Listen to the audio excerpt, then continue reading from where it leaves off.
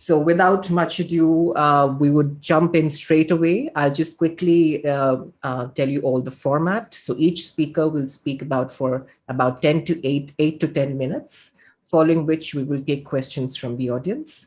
And so for the audience members, any of you who would like to pose a question, please use the Q&A button located at the bottom of your screen, and we will try to take as many as possible during the last leg of the segment. So I'll hand it over to you, Arpita. Thanks, Neil. It's lovely to be here. CSGS Mehfil is doing something really fabulous. And apart from that, a more mundane reason, as I was saying to my co-panelists, allowed me to put makeup today. So I'm thrilled to be here. Thank you, Neil.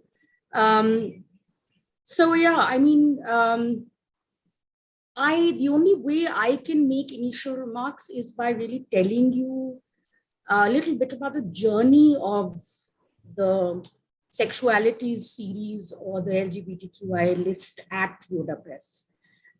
So if you will permit me to do so, Neil, I'm going to share my screen so that the slides sort of help the viewers. Can you see it? Yeah, we can see it. Yeah. So 2005, when we began, as many of you know, many of you who are listening in, watching, I'm sure, were there at the beginning. 2005 was really the beginning, in a sense, of the movement, at least here in Delhi. At Yoda Press, we started Yoda Press at 2004, and we had very clear, intentions to begin a sexualities list, as we called it then, immediately. 2005 is when we were able to publish the first book, which, as many of you remember, was Because I Have a Voice, Queer Politics in India, which was edited by Arvind Narayan and Gautam Bhan, and has become like one of those books which has received love and a lot of adulation and has a cult following almost. We have to keep it in print whenever it goes out of print. And now, thankfully, it's available as an ebook as well. We get a lot of brickbats from our readership. But I was just trying to think when I was thinking what I wanted to say today. I was just trying to think a little bit about the kind of stuff that we were facing at that time when we were thinking of this list. Now, please keep in mind, I'm talking more as a publisher, as an editor, and an editor of a queer list. So while we were allied to the movement, we were not at the center of it. We were more a support structure, is how I like to see it. And when we thought about how we wanted to take this list of books out, which was slowly coming into being. At that time, we were doing 2 every year. And considering at that time, we could only do 3 to 4 books a year, that was like half our list. So of course, I mean, legal, Section 377, a lot of people said, but it really didn't come into play only if somebody really wanted to get someone into trouble. The fact is, it was there. And it did determine a lot of, discussions around having a list of this sort when you took the idea, say, to a bookseller in Daryaganj or in Connaught Place, right? Because they would look at it as I put it in the second point, a taboo kind of a situation. Or they would tell me, "Arey, ye to Western import hai, madam, what are we going to do with this?" sort of a situation.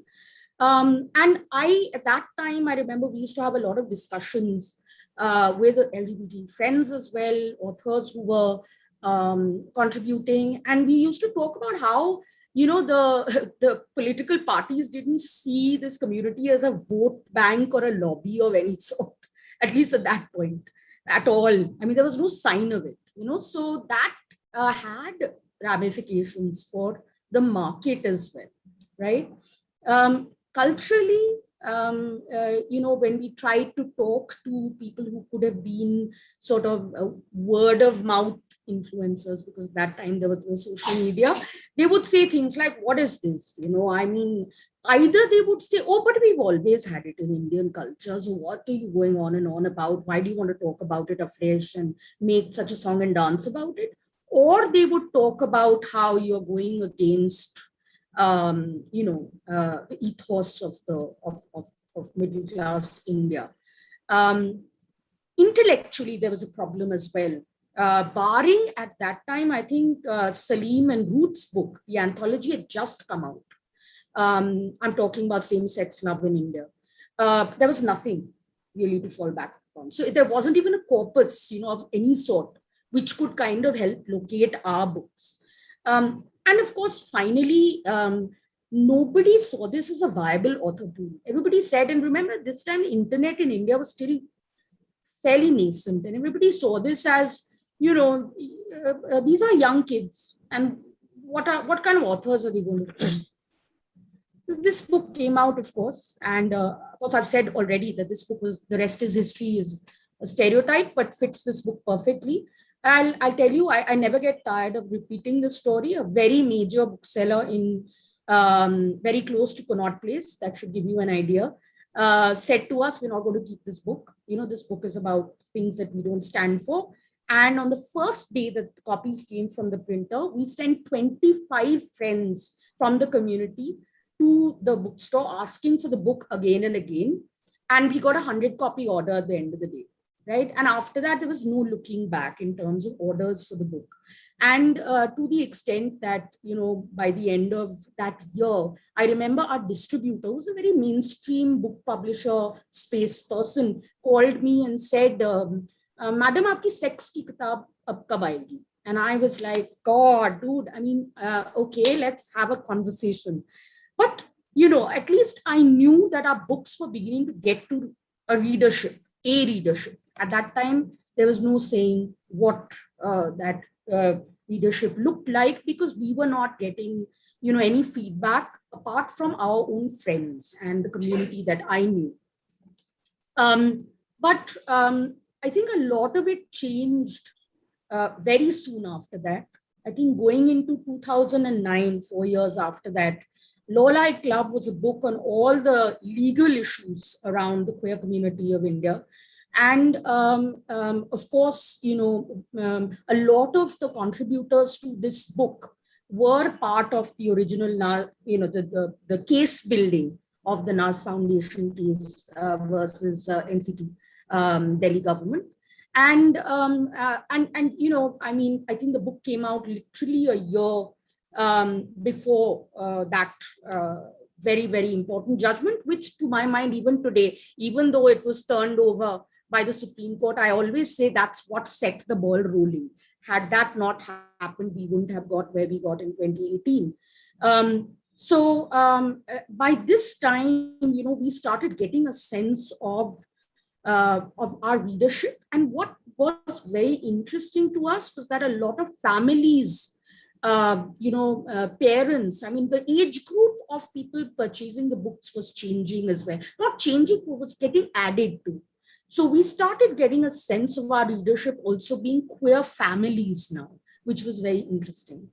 Revati's collection of oral narratives of Aravanis, which we translated, we had put it out actually first in Hindi and then in English. It's a very special book for me, for obvious reasons. And we were able, because of Gautam's absolute, brilliant sort of brainstorming with his friends, we were able to release the book at an event with the transgender community, where Revati spoke to them at length, took their questions. They discussed how things were very similar, even though the north and south divide seemed to be unassailable. It was not. And but for 1 hour before that, we all danced to Bollywood music, and it was incredible. And I'll tell you, my 9-year-old daughter was there with me, and she still remembers that book launch. Of course, after an initial disappointment, 2018 was a landmark sort of moment for all of us. By this time, I knew my daughter was queer identifying. So this was a very, very personally, a very important moment for us as well.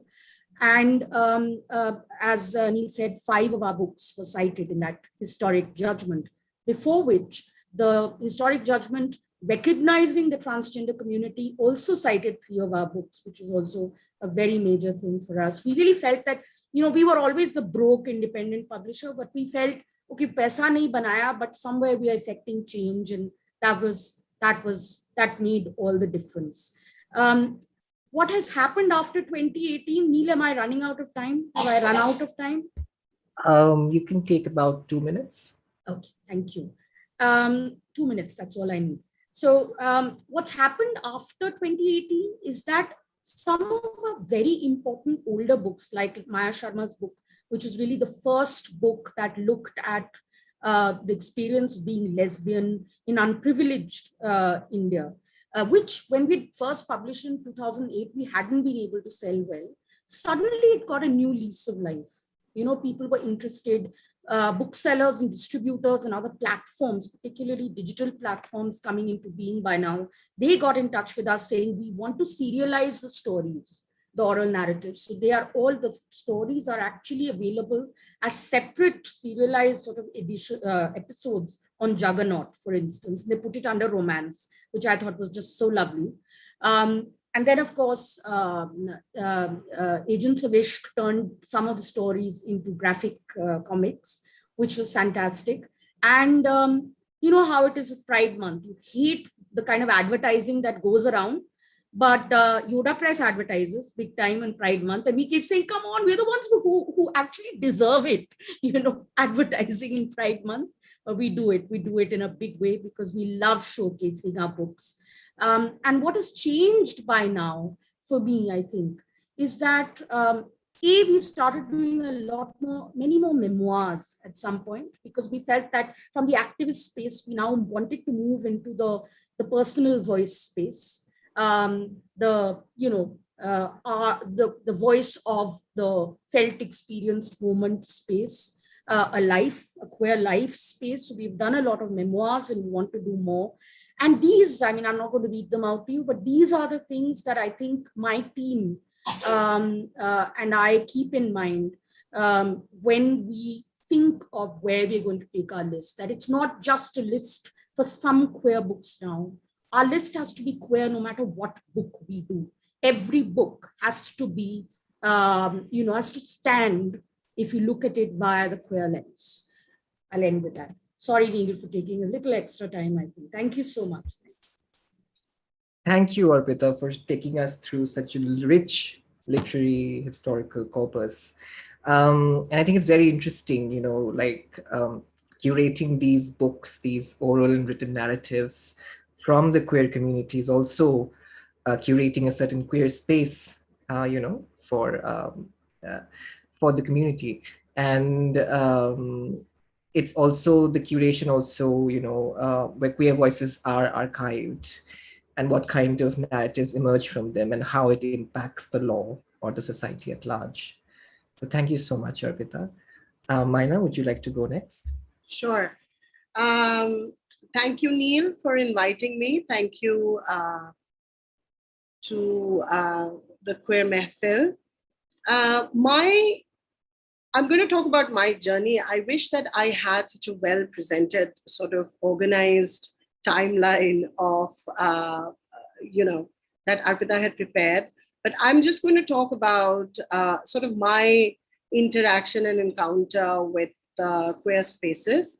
My first encounter with queer spaces was actually in New York City's very plural dance cultures of a very seedy underground club, which would host a weekly party called Mutiny. And, my first brush with that was intersectional. I didn't have a choice but to think about queerness in anything other than intersectional ways. We were all struggling for a certain kind of identity. We were juggling multiple identities of being South Asian, diaspora. We were, trying to find and fit ourselves as queer women who love women in sort of white feminism, in the fight feminism world, where we just honestly did not fit in some ways. We were looking at issues of immigration. There was definitely race and culture involved. And of course, we were also looking at the cultural capital that affects cultural production in a certain kind of way. So my interaction with all of that my first response to queerness was a sigh of relief, because it was one space that allowed us to embrace several different of these sort of seemingly conflicting identities in a certain kind of way.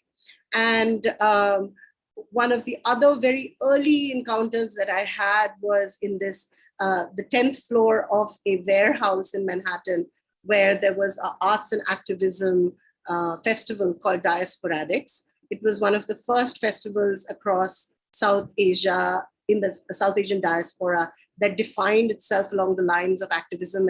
And so for me, culture kind of then took on this political sort of extension that never left my imagination since that time.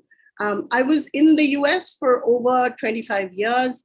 And it was only and I worked there as a cultural curator and saw many different changes come about in the way the New York cultural horizon was. We made gender and sexuality a household name, which was very difficult at that time. I remember when we started, we had a very tiny festival, and within a span of 4 years, it became like this monster, 4 festivals that occupied the entire year.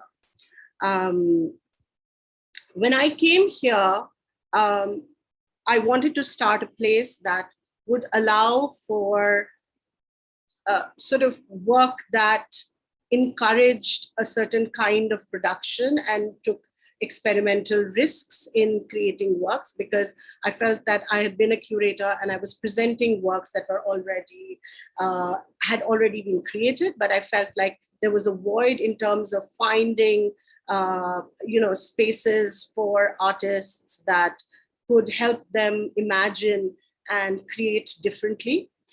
So one of the first, I started an artist residency cum gallery, without really thinking much about it. I had just come from New York, and in Shahpur took over 2 floors and, started what I thought would be sort of like a underground cultural production space. One of the first events that we did was a show called Can You See Me? And the idea was to curate sort of all the voices and artists who are working around gender and sexuality.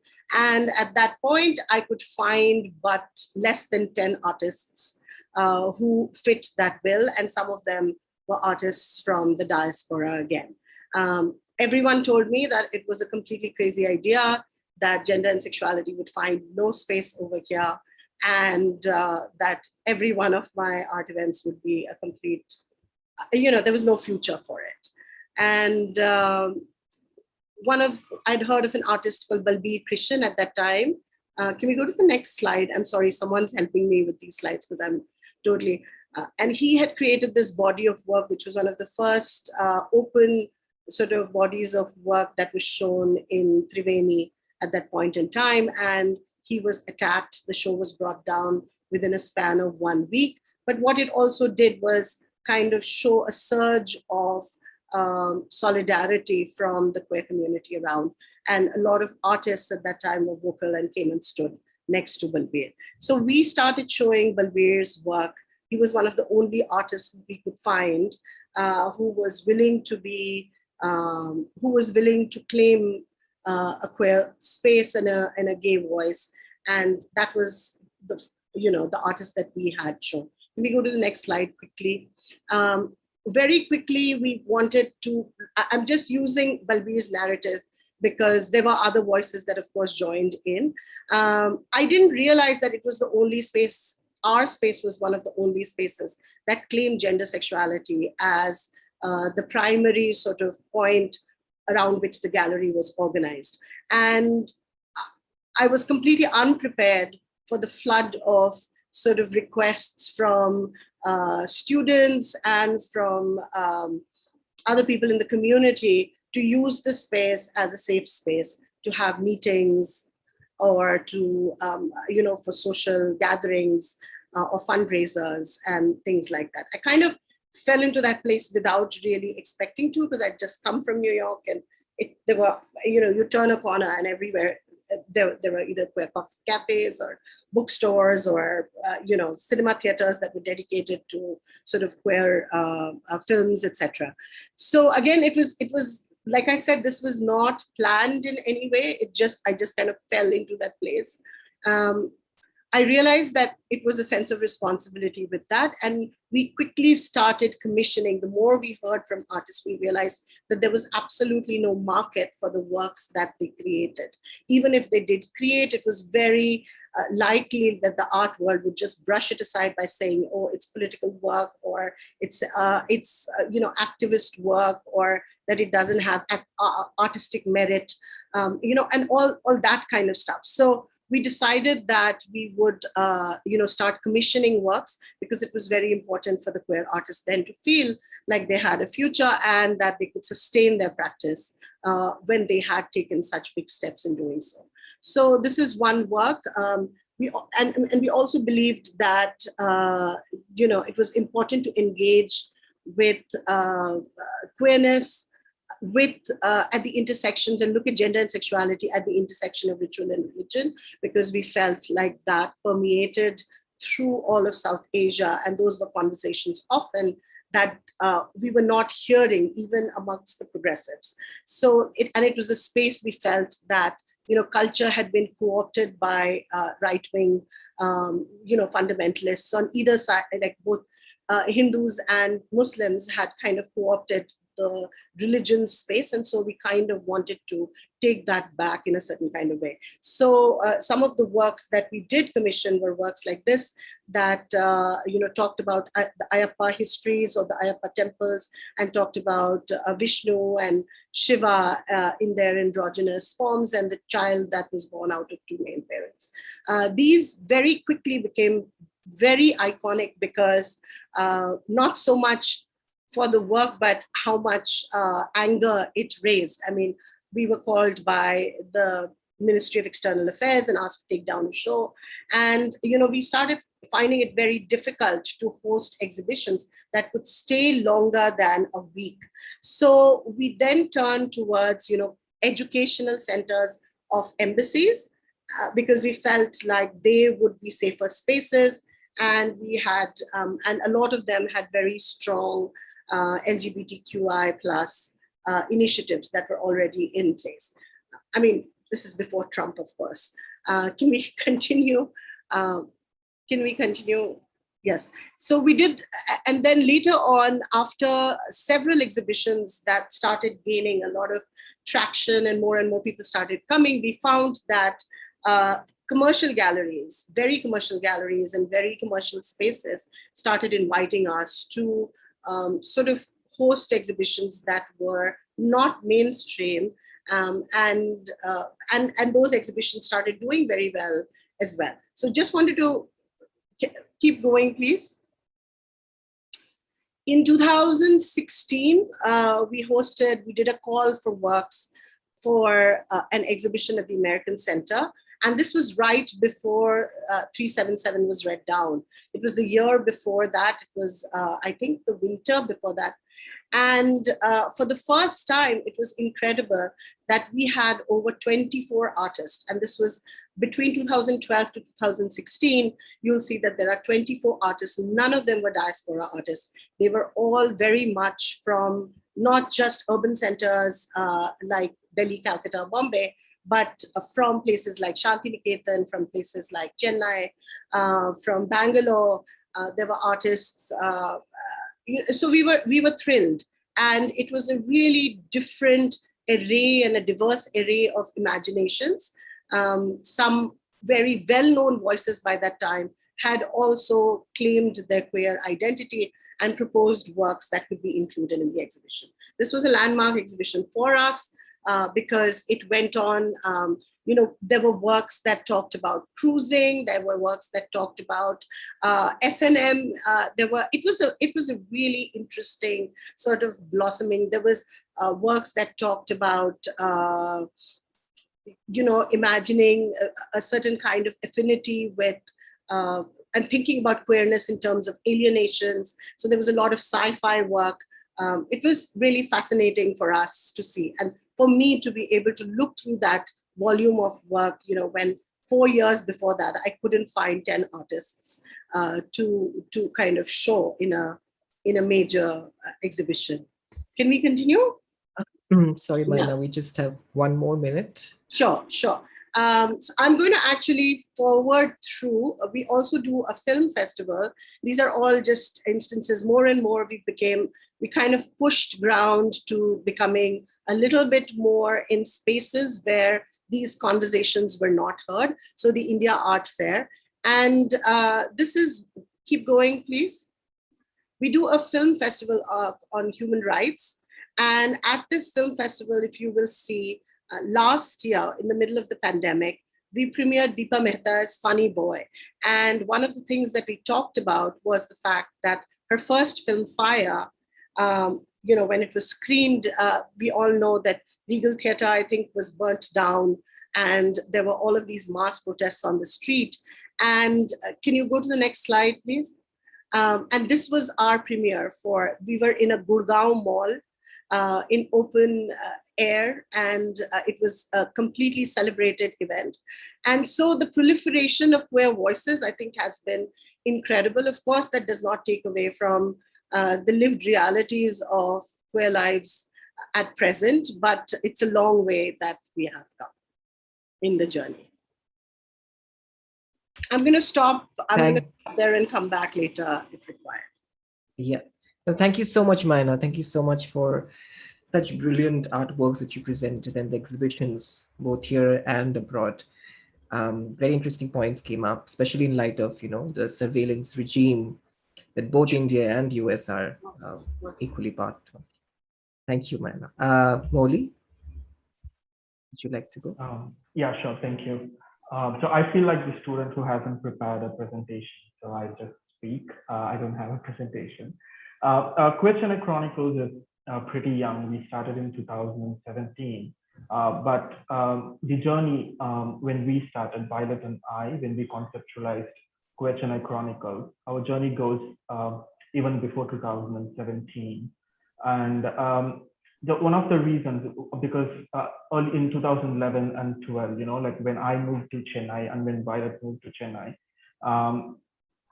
we had a lot of literature, queer literature. We had conversations and film festivals in our city. And like most of us would be aware, the queer spaces are the support system, are the activist space, and it's also our chosen family, like it's an amalgamation of everything. And this is where we sort of started, identifying what we wanted in the society to change, or in our queer spaces that should address. And what I personally found at that point of time was that we had a lack of resources in Tamil, even a usual conversation or usual understanding of gender and sexuality. We did not have any resources in Tamil. But at the same time, in the literature, the Tamil literature world, we did have, trans women, activists and writers, theater artists come up with their books. We have A. Revati, Kalki Subramaniam, Living Smile Vidya, Priya Babu have come out with their books. And this was a very, sort of a complicated position for the Tamil literary space, because on one side we have books written by trans persons coming out. On the other side, there is a complete lack of understanding when it comes to queerness in the Tamil space. And we felt, like there needs to be a queer space that specifically talks about queerness in literature, and not just boxing it as a queer literature, but rather it needs to talk about our diverse backgrounds and where we come from, and at the same time, how we can address the social, taboo that is there in the Tamil media and in Tamil literary circles. And we had various conversations among ourselves, saying like, how do we do this? How do we talk about gender and sexuality in the context of Tamil literary space or Tamil writing scene? And we also found that, there was lack of terminologies in Tamil. And, directly translating terms or the idea of gender and sexuality from English to Tamil does not work often, because the cultural context of how sexuality is spoken and how sexuality and gender is being seen was very different for us. And translating that from English was, it's a quick fix job for us, because we are just fitting in labels each other, like match the following, but that doesn't always work. So we wanted to talk about that, and that's how we started. Now we need to talk about terms when it comes to queer terminologies, queerness, and also we wanted to talk about the literature aspect, because we had wonderful writers in Tamil, and so we thought we need a space to discuss this. We need a space to talk about queerness in Tamil, and at the same time, we need to bring out more queer voices in our literary circle, and we all are translators and writers at the point of time. And so we had this manuscript by Girish, and we collected it, and we thought we need to publish this, and this was in 2008 and early 2017. And we approached few quote unquote mainstream publishers in Tamil, and what we found was that the book or the content was being edited massively for the, what they said was profanity. And what they said was, we can't sell this book because it has too much profanity, or people could not understand this book. And that's when we, okay, now we need to publish this. And at the same time, we have this anxiousness that, if we are going to publish this, as Queer Chennai Chronicles, the reach of the book is going to be limited. And we did not want that to happen to our writer. We wanted to move beyond the niche queer circle, or those who are interested to read queer books. And so we reached out to a publisher, Karupu, and we asked them, could you please co-publish this with Queer Chennai Chronicles? And I think they were really understanding, and they said, like, you do all the editing, you do everything, we will publish and distribute the book. And that's how our journey started. And we also were sort of lucky in that way, because the book was released in the Chennai Book Fair, which is a huge affair in Chennai, where even the the literary persons from Tamil diaspora travel to Chennai and attend. And we released the book, and we were like, okay, let's see who is going to buy and read it. And it was a very anxious moment for us. And the book was actually picked up by some of the well-known names from the Tamil literary circle. And I would say this happened only because we had partnered with Karupu, because they had the footfall from these people, and they started writing about the book. And when they wrote, we realized like how much each one person felt or connected with different stories that were in the book, or the poems in the book. And that sort of gave us a really, encouraging moment. But on the other hand, we also wanted to understand from the publishers, would they have published the book had we given it to them, the editing, responsibility to them? And we had a conversation with one of the editors later on. And they said that, I read the book, and if I had edited the book, I would have cut short a lot of poems, cut short a lot of articles in this. But then I see what you have brought out, because the way that you folks edited it really brought out a different narrative of the book. And that gave us the confidence that, what we did was right. And it wasn't validation that we were looking for, but then we wanted to prove the point that, the mainstream editors, cis heterosexual persons, really need that eye to edit a queer writer's article. And that's something that we wanted to have this conversation about. And later on, we also felt that, the book has out, we had good feedback for the book and everything, what next? And we all had our, day jobs to go to. We had, our living and everything. And so we thought like, we need to bring in more diverse voices from the queer community. And we also wanted to bring in the literary persons and have a discussion where we understand each other and also make each and every publishers in Tamil, that's a bigger stream, but then many publishers in Tamil to actually have queer writers, commission queer writers. And so that's when we also came up with the idea of Queer Literature Festival. And we didn't want to again confine us to a limited space where always the queer events happen. There are specific designated spaces in the city where queer events happen. And we didn't want that to happen. We wanted the event to happen in a very literary space, which is well known in the literary community. And we reached out to this convention center where all the literary events happen in summer. And we booked the space, and again, we were anxious because now this is going to be a full-fledged queer event. And the people who were, running it, we weren't aware, like, if they are aware of, this is going to be a queer event. And but then, again, I think that sort of gave us, because people saw this as a literary festival. People did not see this something as a queer event, but people saw this as a literary festival. And we got more attention from others because we were having it in a specific literary space physically. We had speakers from different walks of life, queer writers, queer translators, and then we had mainstream publishers come on the panel and speak with us because we wanted to have the conversation and we wanted to hear from them what stops or what are the challenges that they face while publishing, queer writers and authors. And sorry, this just one more minute. Yeah. I'm sorry to interrupt you. Just one. No problem. Yeah. So we had this conversation going on, and that was the moment we actually felt, yes, we are having this conversation. We are bringing together two different worlds together here and having this conversation with each other. And I think it's been 3 years now, and this is the 4th year where we are having the LitFest next month.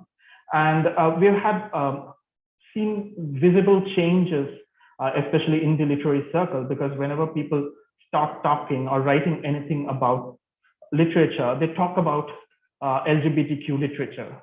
And we have seen the changes in the news reporting because now they have understood how to talk about queerness in Tamil. And I think, again, this has come from the literary work that has been produced over the years. And I think that's something that we wanted to have, and we are still figuring out how to, work along with mainstream publishers, because, again, we don't want to be boxed as queer writers or queer translators. We want to be seen as writers and translators, but contributing to the language, to the literature. And I think that's something we are striving to go ahead with. Thank you. Thank you so much, Moulee. And I would highly recommend to actually see and attend the Queer Lit Fest that the QCC organizes. It's absolutely fantastic. And you should definitely go through their events that they line up every year. And thank you for, what I liked, I think, is about foregrounding language, identity, and culture in queerness, and to also not compartmentalize queerness, but to look for queerness in our everyday literatures, everyday texts, and cultures. So thank you so much, Moulee. So our first question, just one second. Yeah. Queer spaces often foreground issues at the intersections that vary across religion, caste, identity, language, and ability. So how can queer spaces, and you can pivot with your own examples, how can queer spaces extend solidarity? What is its ethics? What are its ethics and relevance? So if anybody who wants to go first, anybody who would like to go. Myna, sorry, you're in mute. I was going to say that, when I started talking, I had spent a fair bit of time talking about my experience with queerness. And I had made a point of saying that my first brush with queerness was not devoid of being able to see it as just gender sexuality. It was very intersectional in the way that I experienced it. And I felt when I came here, one of the things that I heard most was this lack of intersectionality in the movement, that the way that it had manifested over the years in India. I heard from journalists I heard from activists who had been working in other parts of the country, how difficult it was for queer activists to convince feminists, for example, to march with them, right, for the longest time. And it's taken a while to, it was a very different experience from mine.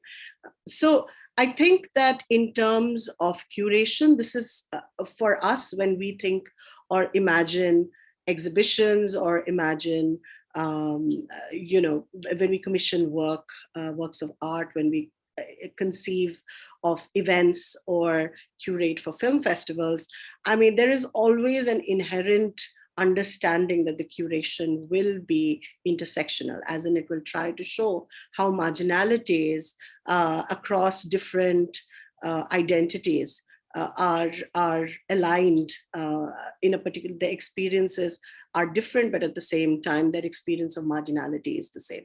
So, and we try to center those voices so I don't know if that answers the question, but I mean, I think in imaginations to constantly keep that central, I think is very important. I mean, I'm curating right now a completely different kind of show. It's India's first artificial intelligence art show. But in that, one of the things that we are looking at is looking at the machine and its imagination to try to figure out if that has any kind of bias that's coded into it, and how the bias manifests itself. If it's written, if the code is only by white male men, what does that mean for works that are supposed to be gender neutral, or how do you change that, or how do you experience difference in a particular kind of way? How do you take the so-called the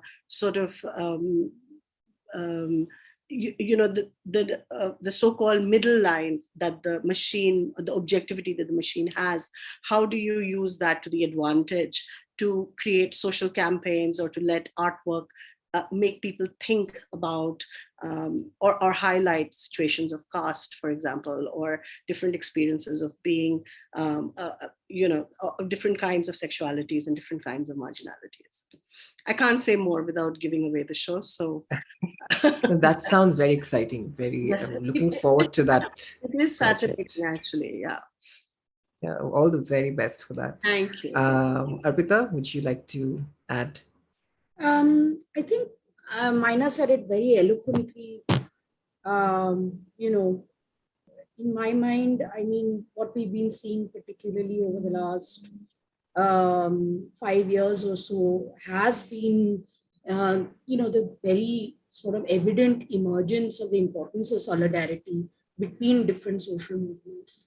And I mean, I know for a fact because, many of us were there marching alongside students who would come from University of Hyderabad after Rohit Vemala's suicide, and the queer community was there. There has been a very clear sort of recognition of the fact that the solidarities make the voices stronger, and then a lot of new vocabularies then also emerge, which can kind of lobby better with the government or with the policymakers, if that is one way of putting it. So I think, that's what I would say, that, it's really something that I have seen very clearly emerging over the last 5 years. And I think much more, of course, needs to happen, but I think we're very much in that space now. We saw in the anti-CA protests also, these solidarities were right up there. And that's what made made for a lot of us that moment such a life-changing, transformative moment. That's what I'd say. Yeah, thank you. And there were a lot of literatures also produced during the anti-car protest, which is very interesting. Thank you. Thank you, Arpita. Moulee, would you like to add something? Yeah. So for us, it has been, like we work with different movements or, spaces as Queer Chennai Chronicles and also as individuals. But also within Queer Chennai Chronicles or the LitFest team, we are people who come from diverse backgrounds. We don't share the same experiences. And that also sort of, puts us in a position where yes, this is a queer literature festival. We are queer persons, but is that the only identity that we carry? And so we've been very conscious about how we, position our content, our writings, and the events that we curate.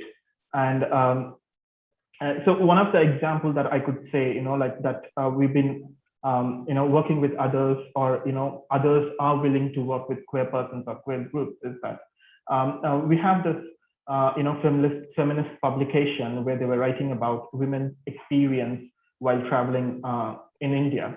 And one of the things that they said was that, probably they need to check with one of our editors because they could bring in a queer perspective to their book.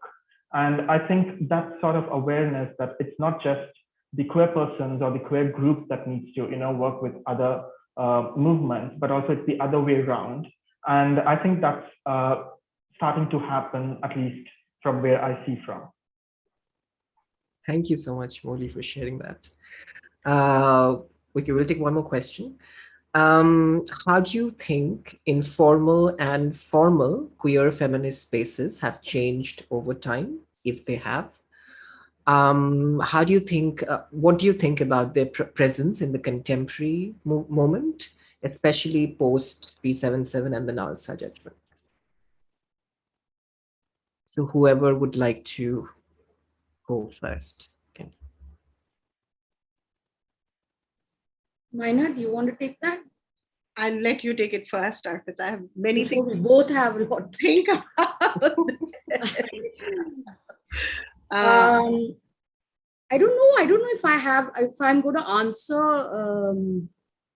the question or vent a little. I don't know. But I think it's changed radically in a lot of ways. I'm, of course, using your, the person who shared the question, I'm using your queer feminist phrase as my prompt. Because Myna just recently, I think in the last question or answering the last question or at the end of her presentation, I think she mentioned, how the sort of the feminist movement not giving queer feminists their space. Myna, you said you didn't really, this was not your experience here, right? No, I actually, it was. When I was in the West, I think that it was very, from a completely personal point of view, I didn't see how I could identify with white feminists. That was a huge issue for me, especially as in the queer world. Like, I didn't quite know how to fit myself in there. I felt exoticized oftentimes. I felt that there was, there was an aesthetic value that was utterly different from white androgyny that was sort of imposed on me. And I felt that a lot of white,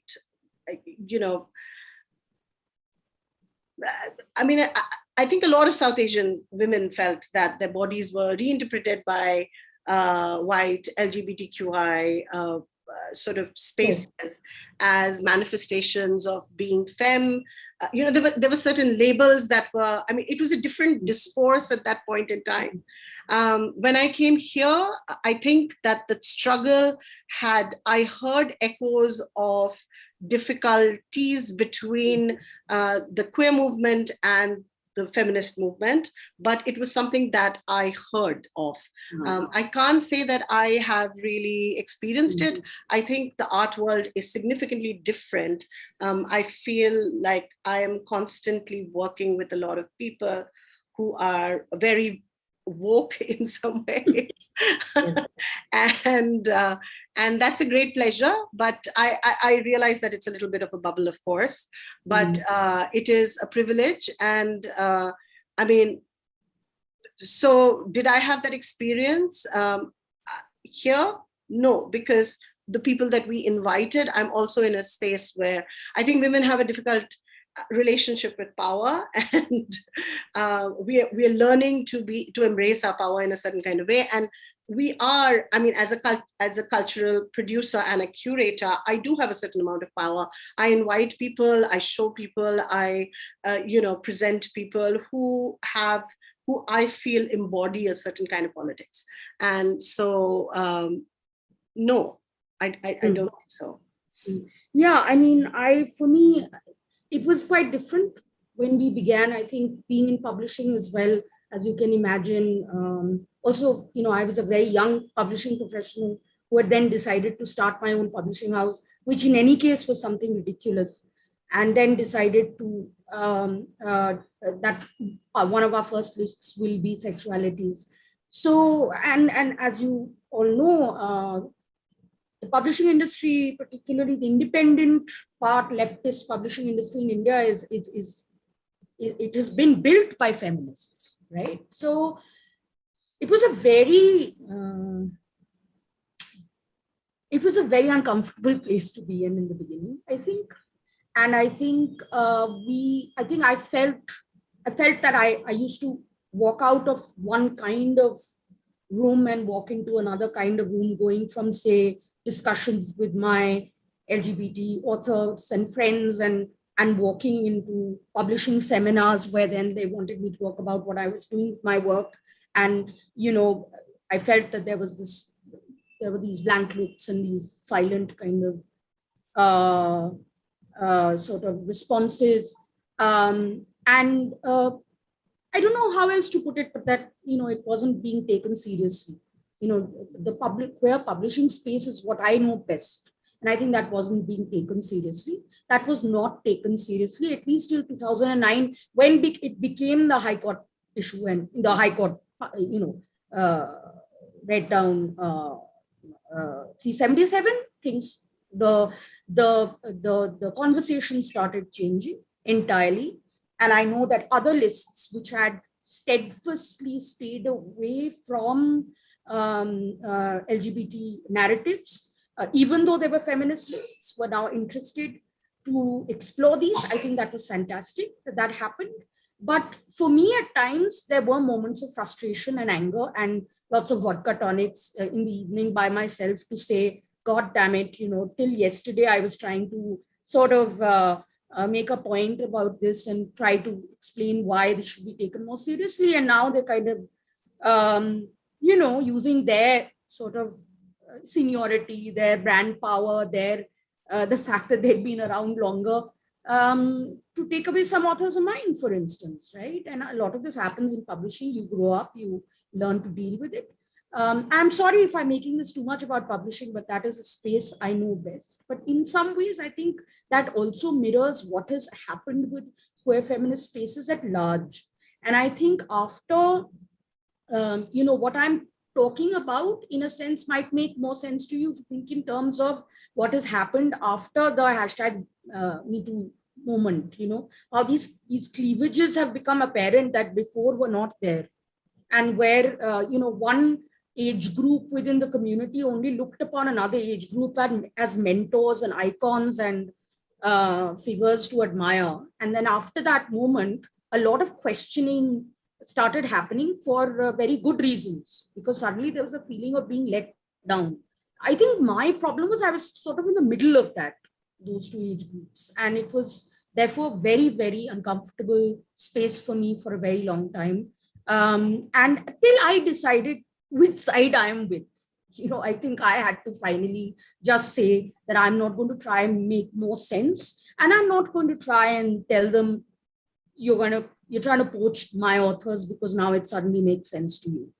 One other thing I would like to mention is that I have been in two situations at least, where senior feminists have looked at me straight in the face at a literary festival when I have asked them about, there was a time when you would not allow lesbian women identifying as lesbian within the feminist movement to speak alongside you.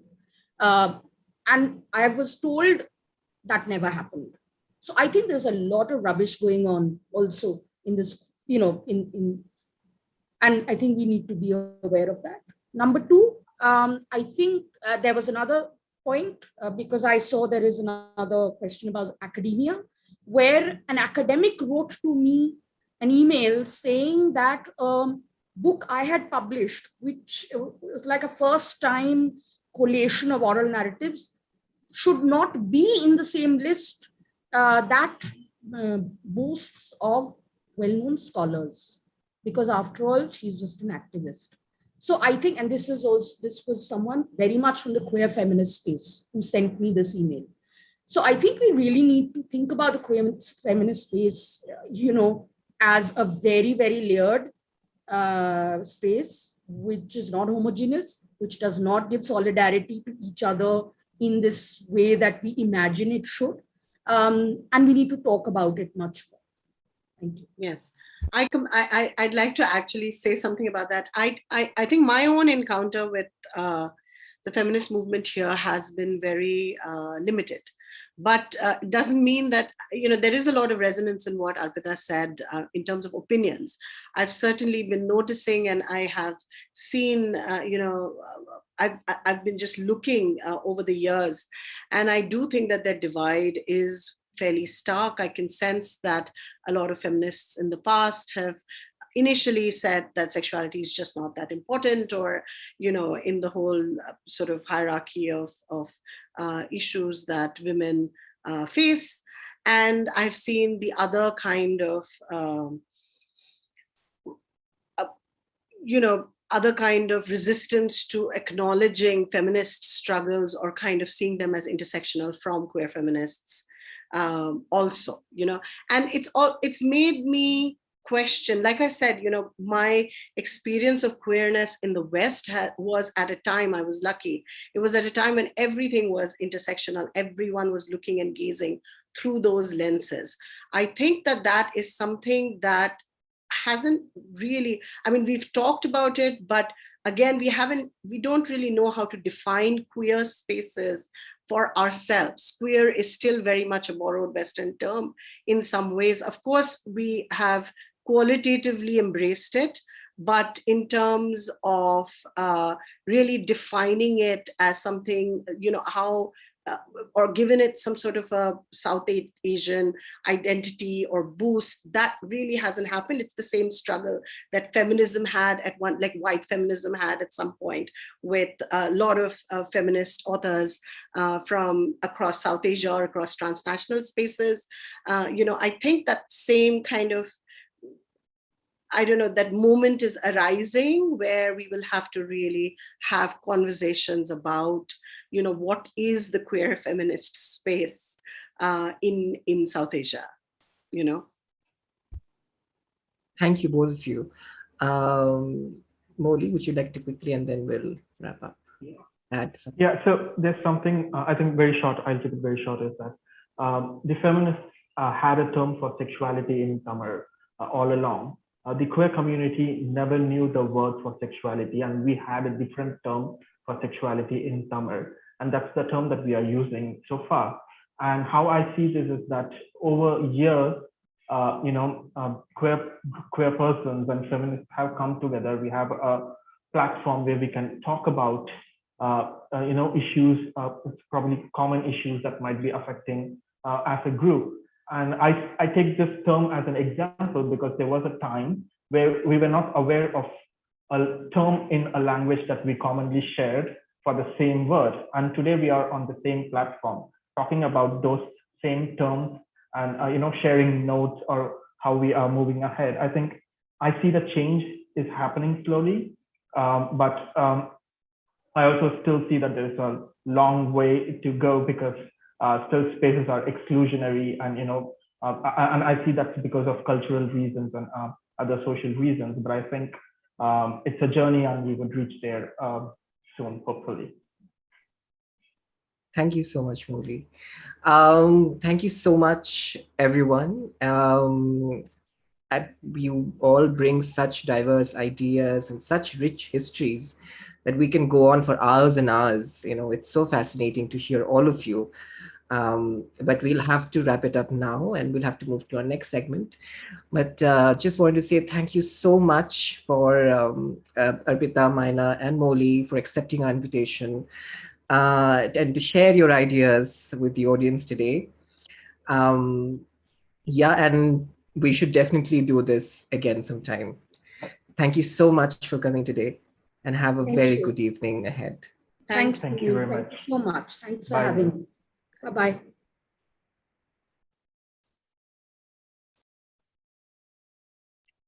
Hi, yes. So we will be moving on to our next segment now, and I will hand it over to Ishan.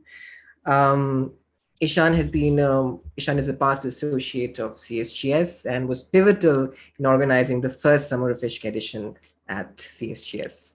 We're very excited to have you, Ishan. All over to you now. Thank you so much, Neil.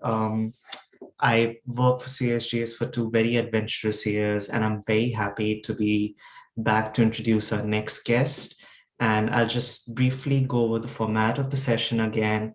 After this introduction, in a short while, we'll play some video clips, and after that, I'll invite Kareem for their opening remarks for 10 minutes, and we will have a follow-up Q&A session. Just to remind everybody watching that they can post their questions in the Q&A tab below. Right, so, hi, Kareem, are you there? Just wanted to, yeah, hi. Right.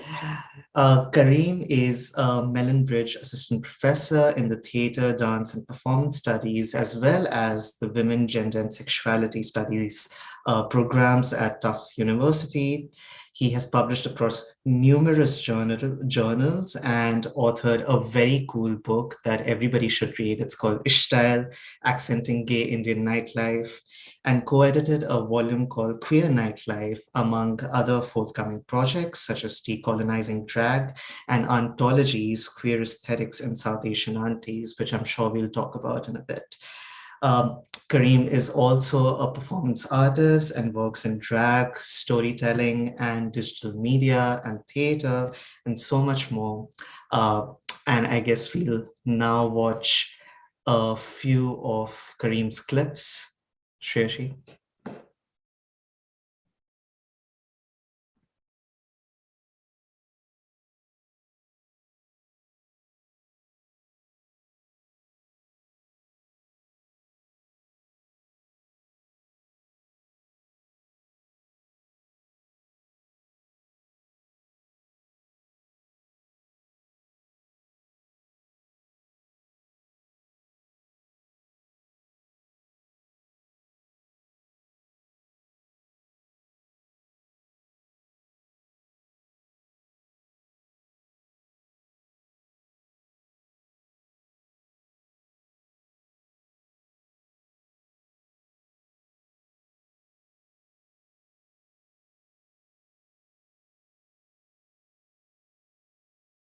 तेरा गुद्दे खाए कमर पे तेरी butterfly body तेरी मक्खन जैसे खाने में बस तू बटर खाए मॉम बेबी क्रिकेट काटू तेरी टिकट खेलता नहीं क्रिकेट विकेट पर ले लूं तेरी विकेट বড় লোকের বেটি লো লম্বা লম্বা চুল এমন মাথায় বেঁধে দে বলাল গেন্দা বড় লোকের বেটি লো লম্বা লম্বা চুল এমন মাথায় বেঁধে দে বলাল গেন্দা ফুল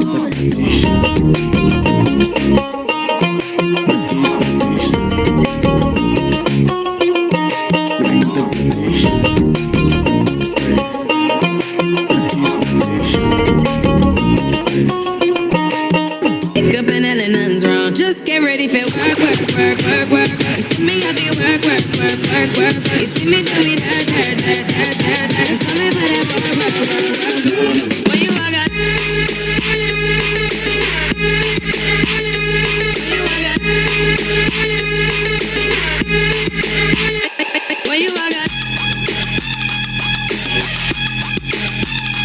when you walk out.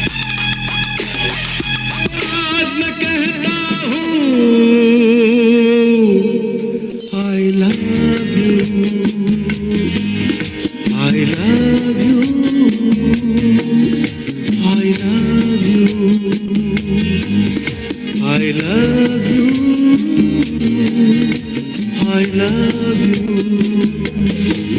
कोई नहीं है बस तुम हो साथ कहनी थी तुमसे जो दिल की बात कोई नहीं है बस तुम हो साथ कहनी थी तुमसे जो दिल की बात लाज में कहती हूँ I love you I love you I love you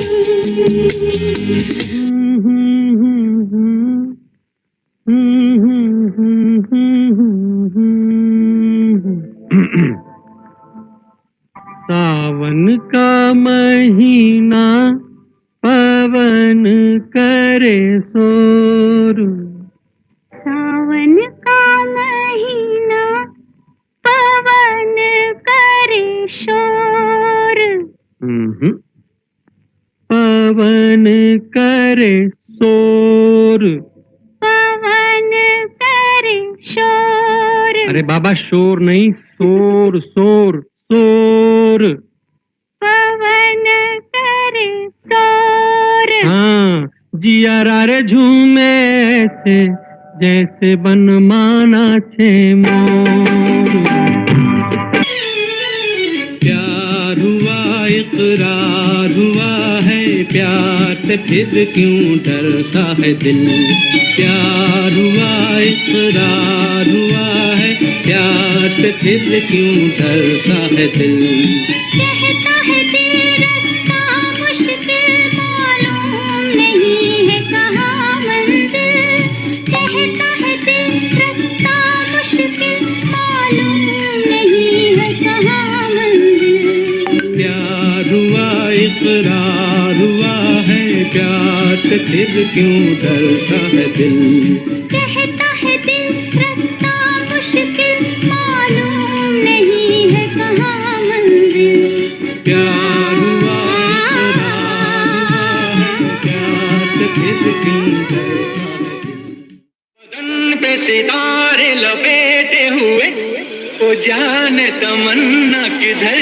जा रही हो जरा पास आओ तो कहना जाए जरा पास आओ तो कहना जाए बदन पे सितारे लपेटे हुए वो जाने तमन्ना किधर जा रही हो जरा पास आओ तो कहना जाए जरा पास आओ तो कहना जाए जब न होंगे तो ऐ दिलरुबा किसे देख कर हाय शर्माओगी न देखोगी फिर तुम कभी आईना हमारे बिना रोज घबराओगी बदन में सितारे लपेटे हुए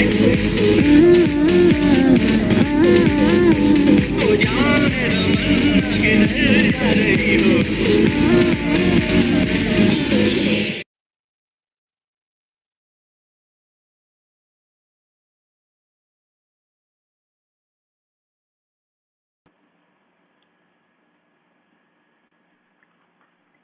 I could dance to that all day, and I never dance. That's saying something. Shashi, are we going to play further clips? No, I think I'm going to talk for a little bit and then All we'll right, play the other sure. one. Yeah. I'll hand it over to you, Kareem. Thank you so Great. much. Thank you, Ishan. Thanks for that great introduction. Hi, everyone. Good morning, I guess, from Medford, Massachusetts, where I live. My name is Kareem Khubchandani. I use any pronouns, and I also perform as Lahore Rajasthan, who uses she, her, or auntie as a pronoun. And I wanted you to see that little compilation just to give you a sense of the range of stuff I do. Clearly, I'm attached to sort of an older version of Hindi film song that I grew up with, that I saw my aunties performing, that I get to recreate in my as I age in Gray as well, and as Lahore Grays. But also I do Rihanna, right? And a lot of it I do right here. You know, you saw the exact same backgrounds as you saw there, but I I do a lot of drag at home because of the pandemic and because of the situation we're in, but also because, you know, I'm as much a digital auntie as I am a live performer. And I wanted to give you a little sense of how I got started and where I am now with my drag.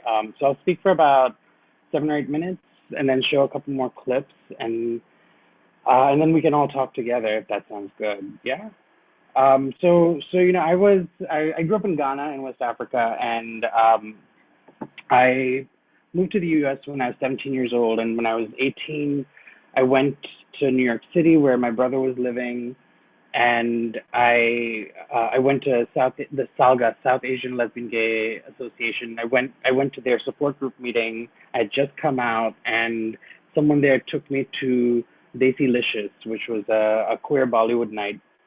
And that very first party, a queen performed to Mardala, and you know, just the crowd cleared. You know, I was sort of shocked to be in the space with all brown folks, but then the floor clears and this queen in a white lehenga performs Mardala, and it was so visceral.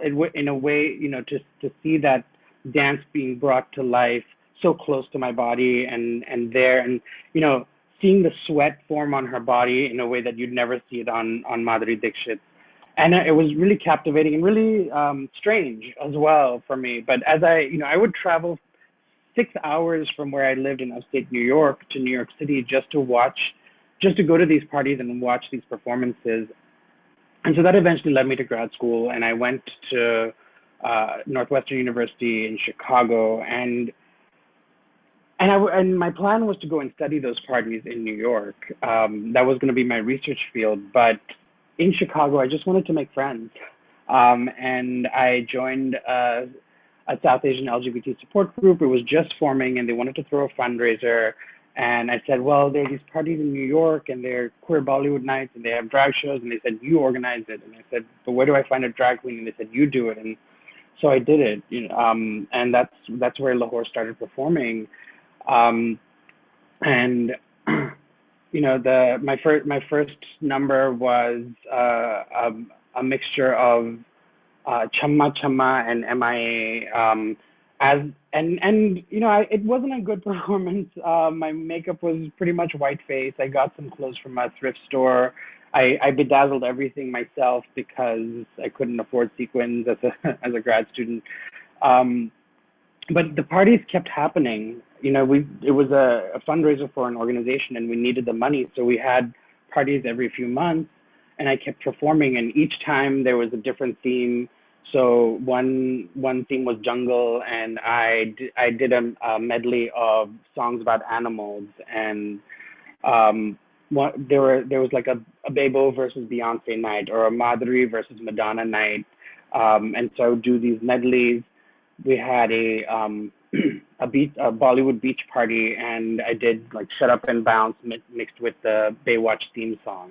So there are these ways that I was always trying to cater to our non-South Asian, non-Hindi speaking audiences, but also like invest in some of these like outdated nostalgic songs that are really fun for me to perform as well. When I finished, so I did that for about 6 years, and in that time I was also doing my PhD research, which ended up being both in Chicago and in Bangalore. And it was at that time that I saw that there was in India specifically, there was this rise in popularity of drag performance, and specifically drag inspired by RuPaul's Drag Race. And you know, at least in India, you get Netflix shows all the Drag Race episodes, and you don't have to pay for them separately. But here I actually have to buy every series on Amazon in order to watch it on repeat. So whenever I visit my parents in Bangalore, I just binge watch Drag Race because it's all in one place.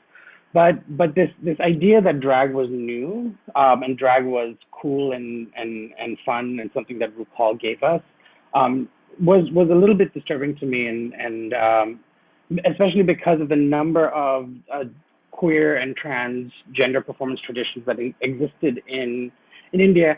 So even gay male upper middle class English speaking nightlife had drag, but it happened in people's homes as opposed to on the club stage. But it became necessary for me to remember what precedents there were to drag other than RuPaul's Drag Race. And that sparked that reminded me of my aunties. My aunties when I was growing up in Ghana would do drag for Diwali performances and for community functions. And to me, that was a moment where the auntie really became this figure for me as I was becoming the auntie in the drag scene and like one of the older performers, as all these young queens in Canada and India and the US were sort of making Instagram profiles and performing online.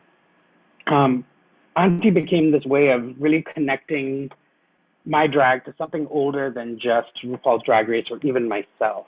And when I was in Austin, Texas, from 2014 to 2016, I entered a drag competition, and that was one of those, it was a 10-week competition. There was a different challenge every week. And part of that was building your brand. And that's sort of where Lahore, as a drag queen, I'd almost never been on a mic, right? I would come in, perform, and leave. And so it was at that competition that I got the chance to really brand myself, learn how to speak on a mic, and even start singing, which I'm a terrible singer, but one of the challenges was to write and perform your own song parody. But it was in that song parody, which is a song called Sorry, based on Justin Bieber's Sorry, was this moment where I really sort of solidified a public role as auntie. And I can talk more about it. I think we're going to screen it in a second. But it was this opportunity to really grow. This 10-week competition was an opportunity to really grow my drag. I learned to sew for that. I attempted singing for it.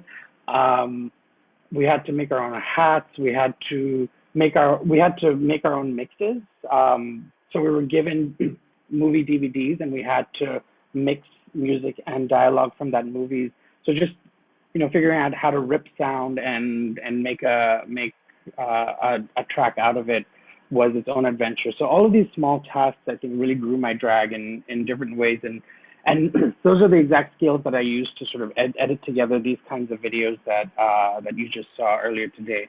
But the final challenge at that competition was making a song parody, which I did, Sorry as Sorry. So we're going to watch that, and we're also going to watch another music video that I made during the pandemic, and then we can talk a little bit more about what I've said so far and anything else you want to talk about. So I'll hand it over to Shreyashi for that.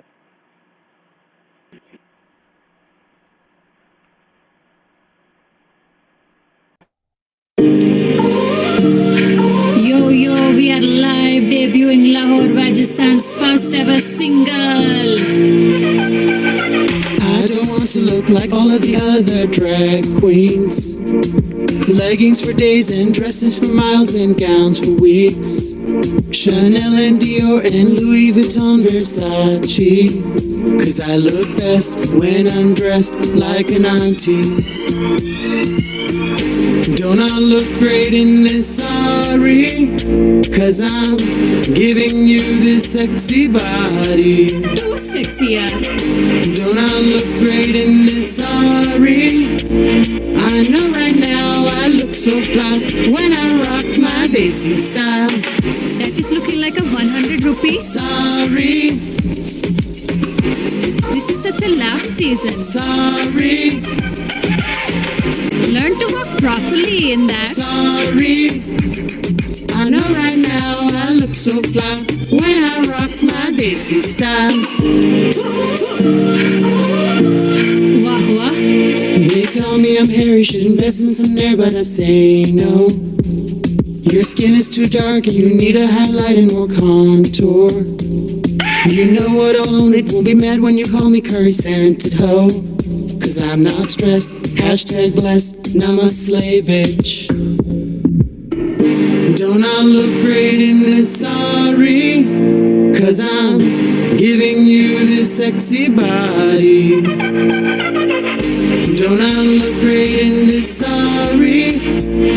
I know right now I look so fly when I rock my Desi style. You don't wanna mess with this auntie, cause she'll put that salt in your chai tea. Don't I look great in this sari? I know right now I look so fly when I rock my Desi style. The pleats are uneven on yours. Sorry, You need to nicely pin yours. sorry, Where can I also buy that? sorry. I know right now I look so fly when I rock my Desi style. You look like Priyanka Chopra in that. Sorry, You'll find your life partner in that. sorry, You look rocking in that. sorry. I know right now I look so fly when I rock my Desi style. This is Auntie Cool Jams with Lahore, Rajasthan. Chalo, we're out. Time to sip some chai and play that rummy. Peace out, betas.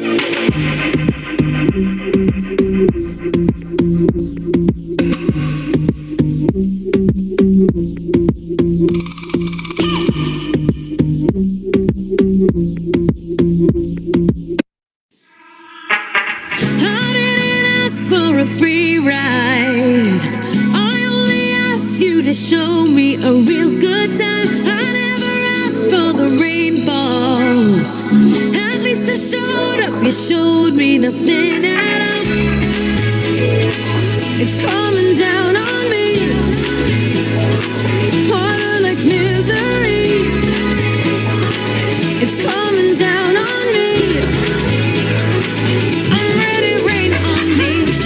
Drop, but at least I'm alive. Rain on me, rain, rain, rain on me, rain, rain. Drop, but at least I'm alive. Rain on me, rain, rain, rain on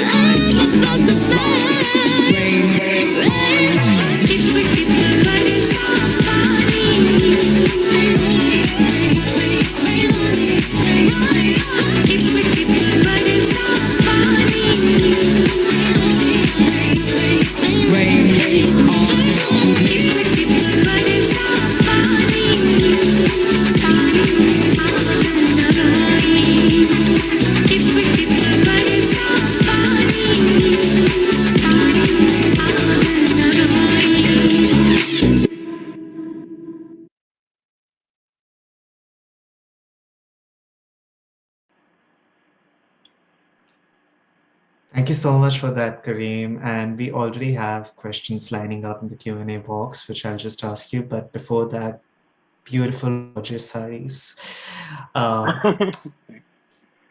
have some questions of mine as well, but I Actually, think one of them, yeah, sorry. Maybe quickly I can just say Yeah, sure. about the saris themselves. You know, several of them were gifts and hand-me-downs from friends, and one of them was literally I found in my mailbox one day. Someone sent it to my office saying, I saw your performance, and some a cis woman said, you know, my sister keeps trying to get me to wear saris, and I don't, but you do, and so here it is, and that was the marigold one I used for the Ravina video. But I just this this is a project that Vikram Aditya Sahai works on, of like the Mummy Ki Sari project, but this idea of like sari as generational wealth, right? Or sari as gift that I think a lot of folks, a lot of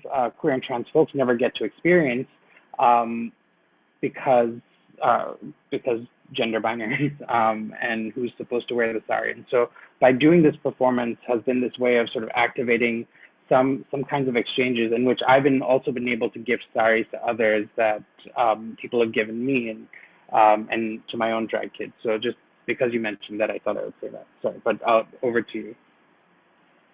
Thank you. That's actually ties into, I think, one of the questions being asked as well. So I think I'll begin with that first. What's interesting is these performances and your brilliant work really take seriously queerness as an aesthetic and as performative. How do you think this understanding of queerness responds to the discourse around queer identities?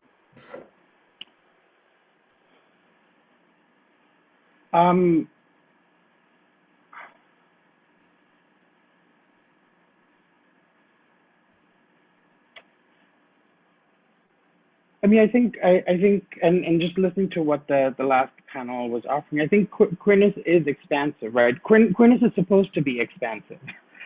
Queerness is, it's supposed to unfix identity, right? As opposed to be an identity, or it's supposed to, right? And it becomes an identity for a lot of people that embraces their expansiveness, and it's how I identify my sexuality and my gender.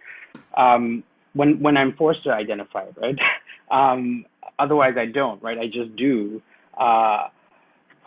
And so performing in these ways, right? Performing as a hairy drag queen gives a lot of people a lot of joy and makes a lot of people uncomfortable. But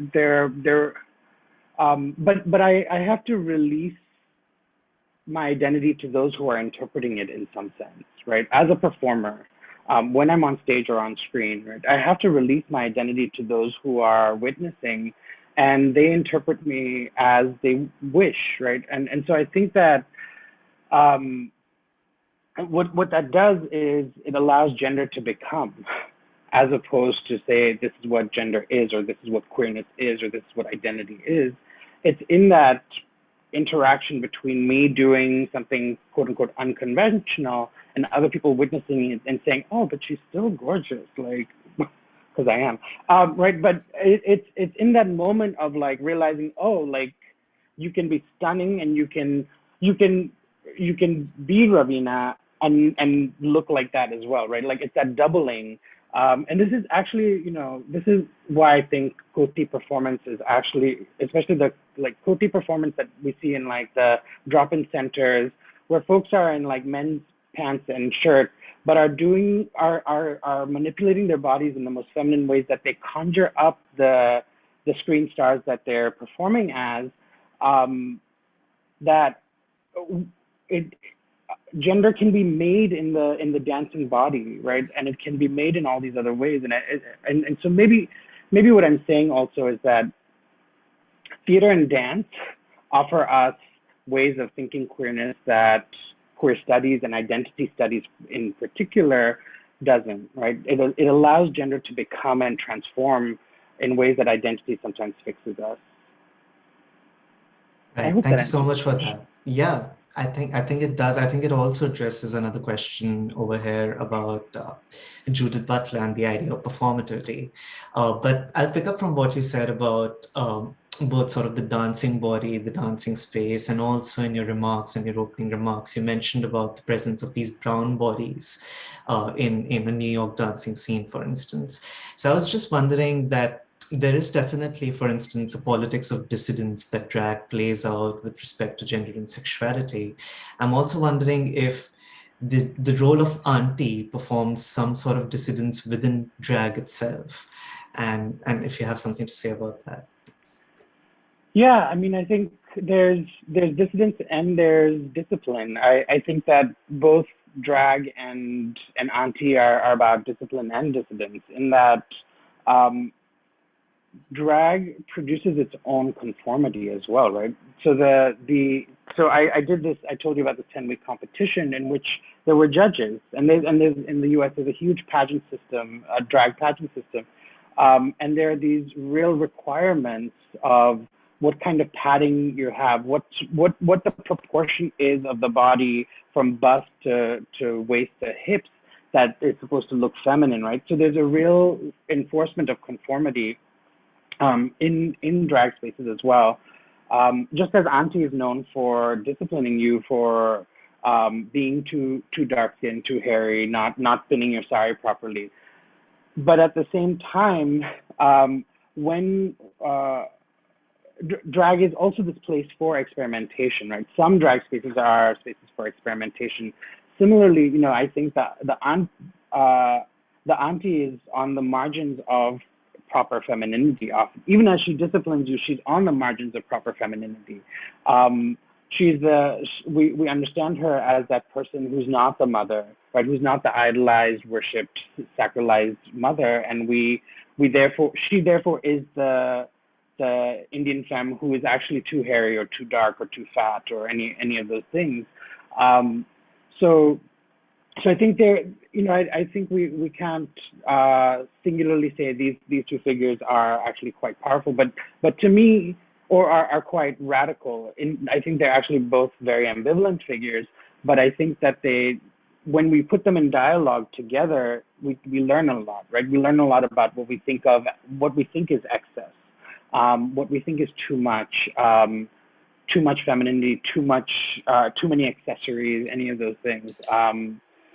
So I think that's how they sort of speak to each other is around the question of excess and aesthetic, especially. Thank you so much for that.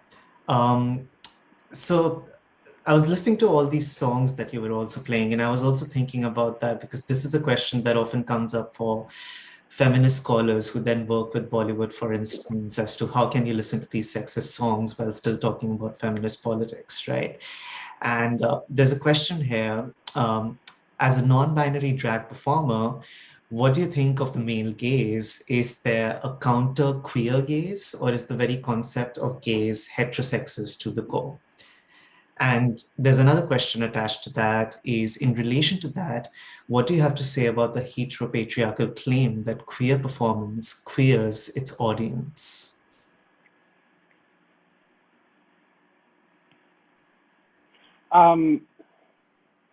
So I think I'll start with your point about how can you listen to these songs, given all the sexist language. Again, this is coming back to my work as a theater and dance scholar, but there's a lot more happening in those songs than lyrics, right? There's gesture and movement, and there is rhythm and beat, and so there are African American music scholars who talk about how Black women invented hip hop beats through specifically the games that young Black girls play are actually the foundations of hip hop beats. So what she says is, like, by looking for these Africanist roots in, or looking at these femme roots in Black music, the scholar Kira Gaunt, and the book she writes this in is called The Games Black Girls Play. But by looking for femme roots in what is supposedly masculine sound, she's literally disavowing the lyrics and saying, actually, the beats are where we find Black femininity, not the lyrics. Or, you know, I've written in an essay about Madhuri and Sri Devi's dances, the ways that the snake gesture or the breast pulse, right, are do a different kind of work from the lyrics of the song or even from the narrative of the film. Stacey Wolf, who's a musical theater scholar, says, you know, musical theater actually gives us more resources than the musical, than theater itself, because you're sitting there and you're tapping your feet and you're bopping your head, and it activates the body in different ways than just seeing a straight play, right? So I think that our attachment to textuality often occludes other ways of enjoying and finding pleasure, right? So sometimes it is dress, dance, movement, affect that is exciting, even when lyrics can be violent. So that's one. The other is so the question about the male gaze and is there a queer gaze? Yes, absolutely. You know, but there's a way that the queer gaze can also be co-opted. So you take, for example, the way that Lady Gaga has capitalized on gay fandom, right? Queer fans watched her and were like, wow, the excess you're performing feels queer and it's exciting and it came from a queer gaze. Now she's just selling it back to us, right? With Born This Way and more, or Katy Perry or any of those folks. So like, if we think of diva worship or South Asian drag kings' obsession with Shami Kapoor, right? Like there's this or to Meena Kumari, to like any of these folks, these attachments that come from this queer gaze can totally be sold back to us.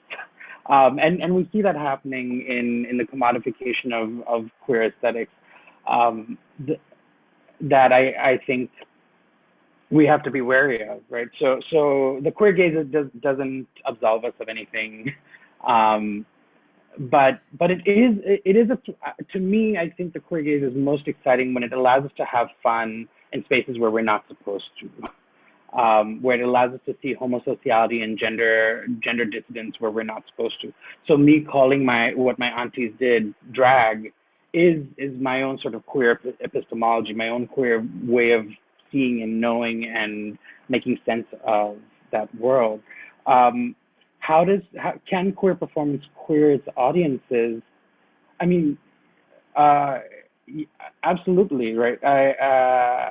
I think that sometimes my performances have given other folks the permission to do drag, right? And I'm not saying like, I'm not saying I've changed the world or anything, but there are a few folks who are like, hey, can you teach me how to do what you do? Or am I allowed to do that? Or when I saw you perform, I realized I could do that, right? These are very small anecdotes. They're few and far between. But what I'm saying is that by putting yourself on stage, by bringing yourself into visibility, you give people the option. You give people options, right? To try on their bodies differently. But again, all of this can be capitalized on when we think about who influencers are, right? And the way influencers then turn their uniqueness, their visibility into marketing as well, right? So to what and I'm like fashion bloggers and such. So again, there are people who use their visibility, especially as like minoritarian folks who are, you know, folks who are full-figured, fat, dark-skinned, hairy, use their platforms to then sell stuff, right? Even as they inspire us, even as they teach us that gender can be many things, that your body can be many shapes, that you are allowed to wear colors and mismatched or color-blocked outfits and things like that. There's no getting out of the machine, right? So how can you use your platform to other kinds of ends and invite in more people, right? Or how do we acknowledge our visibilities? And I'm not trying to like call anyone out. I'm just saying like this is how the machines work. right? To constantly fold us back in to to capitalism, I guess. I think you've also sort of answered this other question that has come up. Does anybody ever own a culture? Can queer people have sovereignty over what queer cultures do or produce? But I mean, in case you want to add something to that as well. There are a couple of things. I think queer culture, the idea that queer culture is one thing, I think limits queer culture is changing, right? So things get bought up and sold back to us, but there are other kinds of queer cultures being formed. Also, there are queer cultures at the margins of what we understand as global or national queer cultures. There are other ways of doing queer that are that don't look like what we see on TV or what we see in mainstream spaces. And I think those practices hide themselves for good reason, and are slower to be taken up. So, I think we might think about voguing and the way it's become, it's gone from the Harlem ball scene into the sort of into a global context. It shows up on Drag Race constantly. Madonna sold it to us in the 90s. One is that voguing styles continue to change. There are more and more definitions and more gender categories and more performance categories than a show like Pose or any kind of documentary from the 90s that we still rely on will ever give us. So I think that, and that's one end. And the other is, these working class Black folks and Latinx folks, queer and trans people, wanted to go global, right? They actually they wanted the fame and the prestige and the money that comes with, they shouldn't be stuck in poverty forever, right? And if it's through their appropriations of their performance that they get to do that, I think we have to consider that their mobility as well, and like what we want to. There's this moment in Paris is Burning, for those of you who have seen it, where Willie Ninja shows us his earring and says, I went to Japan, I bought it. But he says, I was there, right? It's evidence of his mobility that he could never have imagined just performing in the ball scene, right? So I think that these questions of what we own and what we don't, what allows us to circulate or what doesn't, I think are really important and are sticky and complicated. But I think we have to consider the desires of those who make the culture and whether they want to protect it or whether they actually want to market it themselves, and who gets to benefit at the end of the day.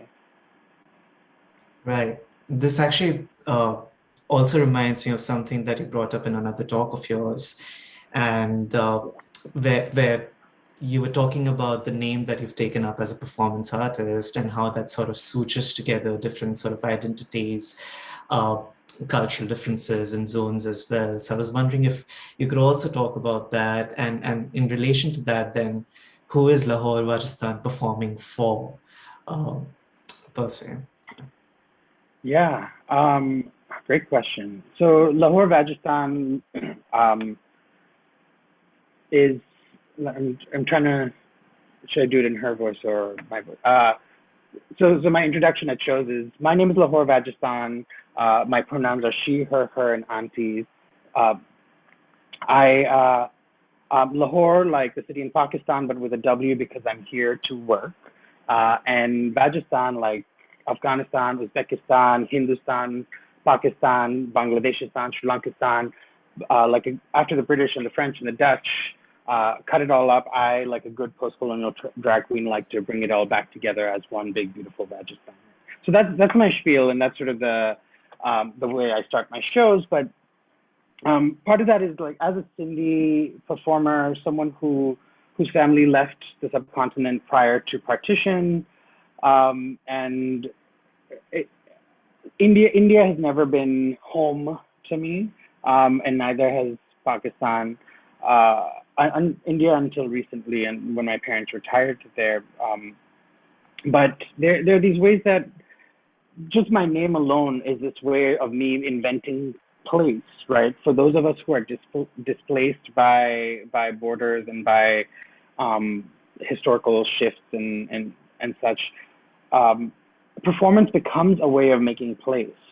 And so drawing my dance moves from Hindi films, as well as from Lady Gaga and Rihanna, as well as Pakistani mudras that I watch on YouTube, right? Like this kind of promiscuous borrowing that I'm doing in my performances is also this way of inventing a place that I don't have, right? And I don't need to. I'm not making claims over land. Like I don't want to be of a place. I just want to perform a version of it that feels good to me. Right. And I guess while we have Lahore with us, another question that sort of comes to my mind is that it should be very exciting sort of being an academic, but also a performance artist, in that sense that you're suturing the academic and the quote unquote non-academic space as well. So while researching and writing about parties, I'm also thinking about how does the party come to the classroom or to your ethnography as such, and how do you sort of think that this dialogue is productive for you? So I think we also have to ask, why did the party leave the classroom, right? Like why, were there ever points where, you know, are there other versions of intellectual space where people are sitting around and hanging out and talking and drinking and doing drugs and dancing, as well as sharing intellectual discourse? Absolutely. But why is the classroom this like severely masculinized, whitened, forever colonial, fat-phobic, space, you know, that forces us into very small chairs and such, and you don't get to sit around with comfort, you don't get to move your bodies. I think we also have to ask about the role of colonialism in shaping the academic body, and patriarchy in shaping the academic body. So to me, that's one part to the answer. The other is I have learned so much in nightclub spaces, like about history, about desire. I mean, to me, that's where I got my gay education. I never took an LGBT studies class. Bless you all for taking women's and gender studies classes and being part of this program. But I never did as an undergraduate. I got my queer history, my understanding of queer aesthetics in the nightclub. So to me, that has always been and especially from drag queens. So that has always been a side of pedagogy. So when I re-entered the academy as a graduate student and now as a professor, it just made sense, right? That the classroom and the party were always one. So there are days that Lahore will go in and teach my classes for me, or will, you know, if it's been a shitty semester, we'll do karaoke together. But it's really interesting because my students will address her as Dr. Vajastan and talk about me in the third person. And so again, there's a way that performance becomes a really useful way of activating personality and activating the body in the classroom. And not simply just by like doing stretches in class and giving people the chance to move, which we should do, but also just by being different versions of themselves, right? And playing make-believe in the classroom and allowing fantasy to live in the classroom. Yeah, I really want to be a part of this classroom as well. We have more questions from your fans. Shiv is asking, Kareem, who is your favorite auntie in Bollywood? I mean, I have a terrible answer because she's like super right wing. I didn't know when I fell in love with her, but Kiran Kher, I think, is like she's full on, like her body, her face can do magic, right? But her politics really kill it for me. But maybe that's precisely like the ambivalence of the auntie. She gives just as she takes away, right?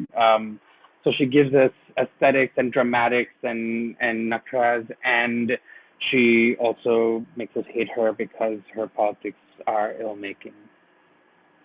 Yeah, I can totally connect with that. And another related question is that aunties are fun, but what about uncles? Good question.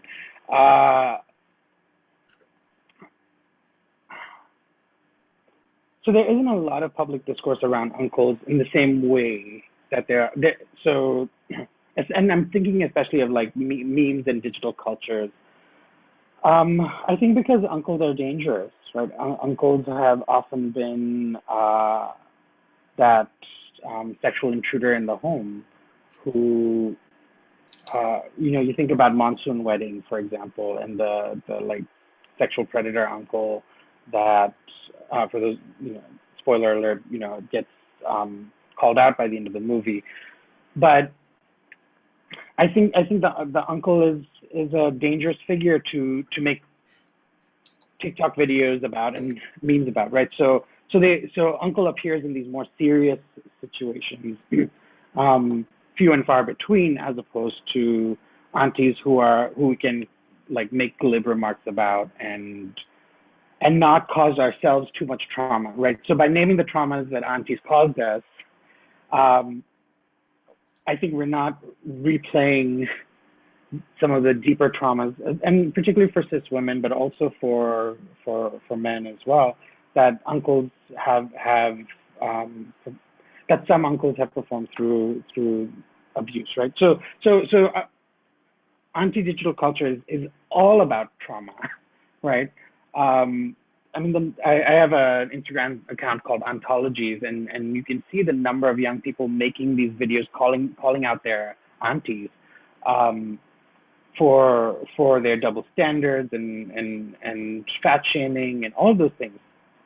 But I think that it's harder to make memes about other kinds of trauma, and that's where I think we don't see a lot of easy uncle jokes. There is, of course, uncle discourse when we think about Chacha Nehru, when we also think of the uncle as cute in some sense, right? The pot-bellied, slow-walking, sneakers with pleated pants kind of older guy, right? And there's that balding, right? There's that vision, but I think when it comes to these questions of culture making, I think that sexual violence preempts and some of the discourse around uncles as well.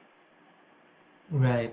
Yeah, that is very provocative. I think we have room for one last question. And I was also wondering, with all your work on performance and performance spaces, does your work ever address bodies that refuse to perform or bodies that are refused from performing as well? Yeah, absolutely. And I think that, so I have this essay called Dance Floor Divas. And when I first wrote the essay and when I submitted it for review, so I talked about these, that at the gay parties I'd go to in Bangalore, that the rich, hot, like traditionally like attractive men who were light-skinned, muscular, wealthy, would often not dance and would stand in the corner and drink their expensive whiskey and watch the crowd, right? And that actually two of the reviewers were like, well, what about, like, is not dancing bad? Like, are you not supposed to, like, if I don't dance, does that make me a bad person? But people get anxious around this question of not dancing, right? And one of the ways I sort of responded to it in the essay and to the reviewers was to say, no, not dancing is actually performance, right? It's a performance of class, it's a performance of stoicness, it's a performance of, it's a performance of saying I'm not that, right? Because so I'm not going to sweat in this space, or I'm not going to, immerse myself in all those bodies that I don't know. So it's also casteism there, right? Like I don't want to touch bodies who I don't know who they are, right? There are also casteist connotations to refusing the packed, sweaty dance floor. So refusal is also performance. And there's a great essay by Lillian Mengesha and Lakshmi Padmanabhan about refusal as performance, and I can find it and send it for if anybody wants to reach out to me for it.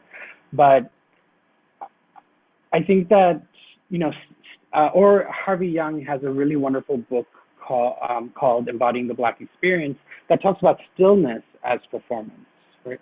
But that these are all ways of actually refusing the pull to perform, but sometimes it's a radical act, especially for Black folks in North America who are constantly impelled to perform and to be that performing, dancing body for the white audience. But it's also a performance of eliteness and upper casteness to say, I'm not going to put my body in places where I don't know those people as well, right? So there, I think that it can be both of those things. Right, that is so interesting. And I think we are out of time, but this has been a very interesting conversation. Thank you so much, Kareem, for sharing those videos and those answers. Shreyashi, Neil, do you want to? Thank you, Kareem. I think this was fabulous, and we all got our dose of Bollywood for the day today. This was great. Right. We will be back tomorrow for another day of the CSGS Mehfil, and we'll begin at 5:30 p.m. with a discussion on Ishq, cultures and politics of our times with Professor Madhvi Menon, Paromita Vora, and our very own Shiv Sharma. So we hope you all do attend with that too. Thank you. Bye.